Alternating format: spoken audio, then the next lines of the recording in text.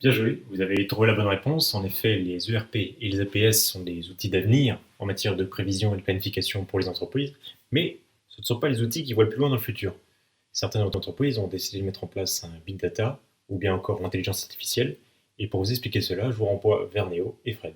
Et oui, Jamy, les ERP, les APS, c'est très bien, mais le big data et l'intelligence artificielle, c'est encore mieux. Mais Fred, le big data, c'est juste une grosse donnée. Et non, raté.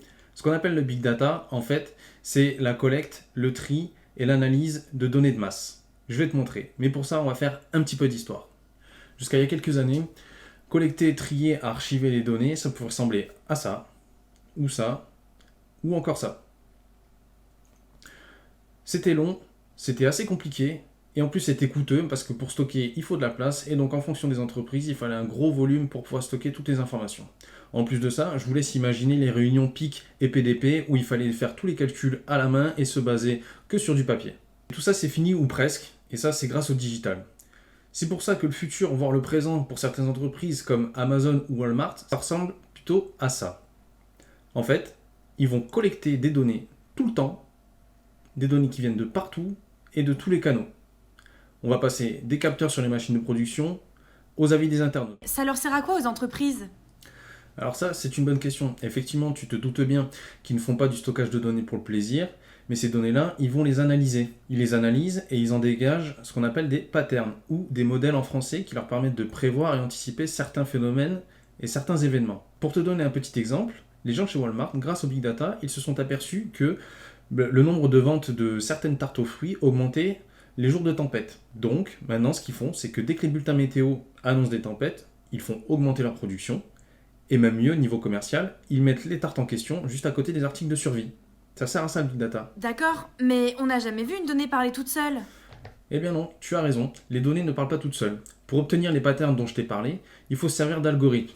Et même dans certains cas, on fait appel à l'intelligence artificielle. Je vais te montrer à quoi ça peut ressembler et à quoi ça ressemblera dans le futur.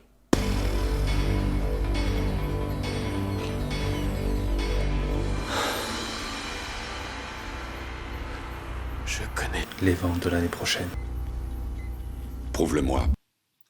Non, alors pas du tout, je vous arrête tout de suite. L'intelligence artificielle, c'était pas une injection pour nous rendre la plus intelligente. Non, l'intelligence artificielle, c'est de la pratique qui tend à faire penser les machines. Le terme est apparu pour la première fois à la conférence de Dartmouth en 96, mais le premier exploit de l'intelligence artificielle, c'est en 96, lorsque l'ordinateur Deep Blue bat le génie des échecs Kasparov.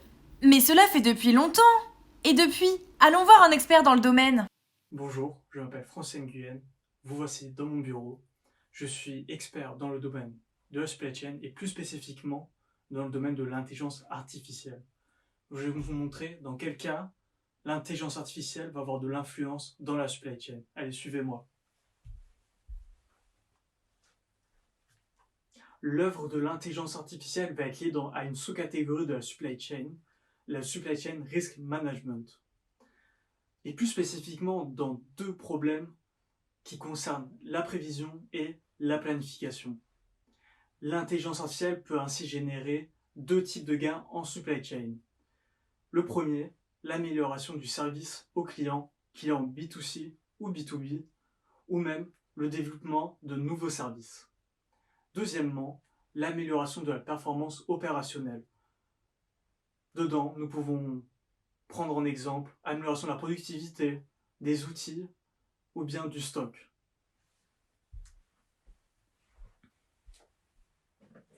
Mais alors, vous allez me demander, comment applique-t-on l'intelligence artificielle dans la supply chain? C'est très simple. Nous allons tout d'abord nous baser sur le big data. Et ensuite, grâce aux données du big data, nous allons les appliquer dans des algorithmes, et plus spécifiquement dans des algorithmes de machine learning. Ces algorithmes de machine learning vont, au fur et à mesure du temps, gagner en précision, et grâce à cela, nous pourrons mieux prévoir la demande et les risques.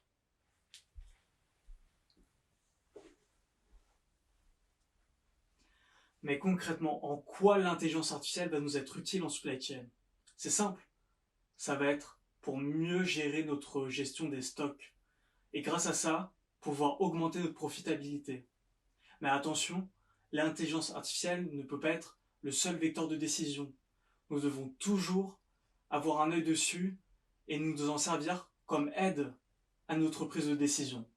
Bon, ok, j'admets, j'ai peut-être un peu abusé pour l'intelligence artificielle.